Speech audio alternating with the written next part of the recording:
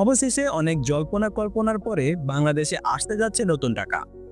ঈদুল আজহাতেই বাজারে আসবে নতুন টাকা। এই লক্ষ্যে ইতিমধ্যে নতুন টাকা ছাপানোর কার্যক্রম শুরু হয়ে গিয়েছে। নতুন টাকায় থাকবে না কোনো ব্যক্তির ছবি, এমনটাই জানিয়েছেন বাংলাদেশ ব্যাংকের governor doctor Ahsan H Mansur. Governor বলেন, নতুন নোটে থাকবে না কোনো ব্যক্তির ছবি। এখানে থাকবে প্রাকৃতিক দৃশ্য, ঐতিহ্যবাহী ভবন, স্থাপনা এবং পশু পাখির ছবি। এবারের ঈদে 1000, 50 এবং 20 টাকার নতুন নোট ছাড়া হবে। টাকশাল থেকে জানা গিয়েছে 20 টাকার নতুন নোট ছাপা সম্পন্ন হয়েছে।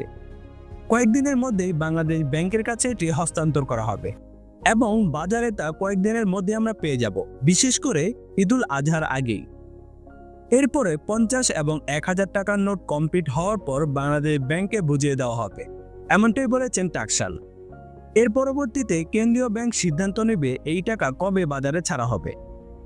টাকশাল আরও জানায়, নতুন টাকার নোট ছাপাতে 1 থেকে 1.5 বছর সময় লাগে। গত ডিসেম্বরে নতুন টাকার নোট বাজারে আনার সিদ্ধান্ত নেওয়া হয়। তারই ধারাবাহিকতায় টাকশাল চলতি মাসে নতুন টাকার নোট ছাপানো শুরু করে। পরবর্তী সময়ে সরকারের আদেশ অনুযায়ী আবারও ছাপানো হবে।